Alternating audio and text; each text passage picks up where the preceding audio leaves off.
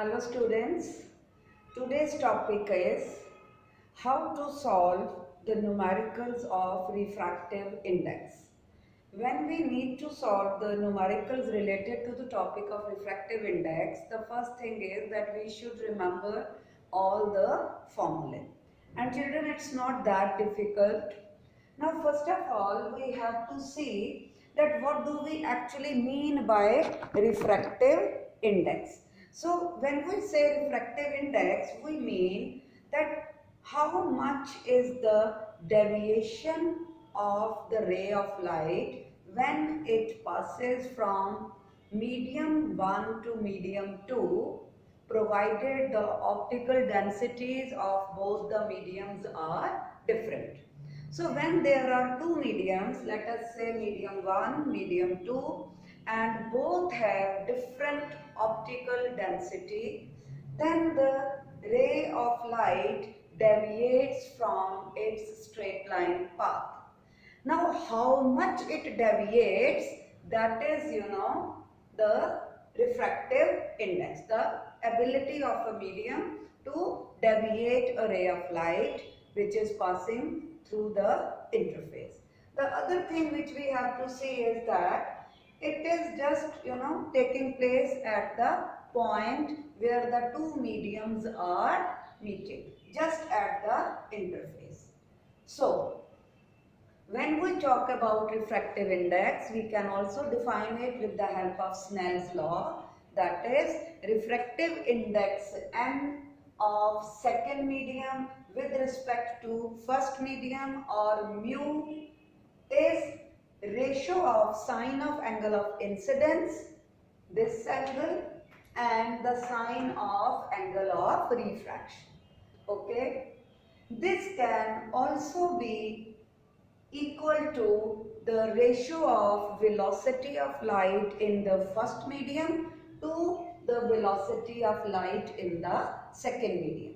Now when we talk about the velocity of light, so light is a wave, so it is wavelength upon time v1, then v2 again wavelength upon time, but t gets cancelled. So for refractive index denoted by either me, n or mu, can also be equal to lambda 1 upon lambda 2. That is the ratio of wavelength of light in the first medium to that in the second medium. Now, the thing is that why does it happen? See children, when the ray of light is passing from one medium to the other medium, then what is happening, that out of the three things, that is wavelength, speed and frequency, only two change, wavelength and speed. The frequency remains same. So due to the same frequency, there is deviation in the ray of light when it passes from one medium to the other of different optical density. Now here, what do we mean by optical density? It is the measure of refractive index of a medium, or it also refers to the speed of light in the medium. When we mean an optically denser medium, we understand that the light has lot of obstructions in the path, so it travels slow. So when the velocity of light is less in a particular medium as compared to another medium, we say that medium is optically denser. And the medium in which the speed of light is more, then that is called optically rarer medium. So we denote rarer medium by R and denser medium by D. Okay. Now, what is happening here is that the ray of light which is incident, after refraction it is deviating, but you can see it is deviating away from the normal. And in this case, when it is traveling from medium 1 to medium 2, it is again deviating, but now it is deviating towards the normal. Now here we tell you that when the ray of light is deviating away from the normal, the medium is optically rarer, and when the ray of light after refraction is deviating towards the normal, we say it is optically denser. Now the question comes, why so? So students, as I told you that the frequency does not change, so for a medium, product of refractive index and sine of angle of incidence is always constant. Okay. Now, if we look at this figure, so we have medium M1, M2.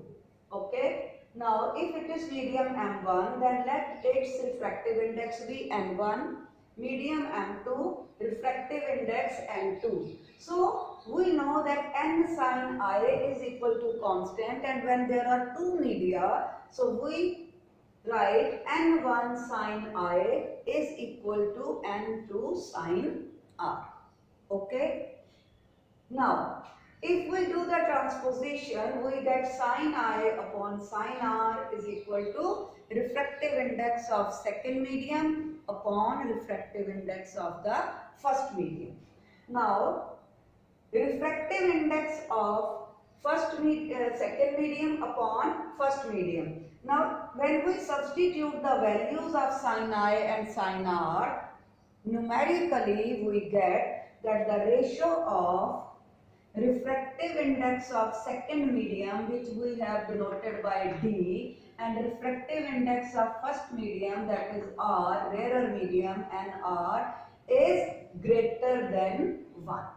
When it is greater than 1, it means that sin I is greater than sin R, that is this angle is greater than this angle R. It means the ray is deviating towards the normal. Okay. Now when we look at this, now you see M1, let it be N1, M2, its refractive index will be N2. Now when we look at this diagram, we see that the ray is deviating away from the normal. Okay. So we say that this is denser medium, M1 with refractive index N1 is denser, and M2 with refractive index N2 is a rarer medium. Okay. It means when we say that N1 is a denser medium, it means the refractive index N1 is greater than the refractive index of second medium. So this is one way of doing the things. Now to make things more simple, we can simply say that the refractive index N, right, is V1 upon V2. When we say V1 upon V2, we mean refractive index of second medium with respect to first medium. That is, the ray of light is coming like this. Okay. It means that refractive index is also a measure of optical density. Now you can say that it is deviating towards this, so it is denser medium, this is rarer medium. So you will say this is medium 1, this is medium 2. So N2 is greater than N1. Okay. So basically we say that refractive index is inversely proportional to the velocity of the light in a particular medium. Okay. So now if you have to find N2 upon N1, then what will be your formula? Then your formula will be V1 upon V2.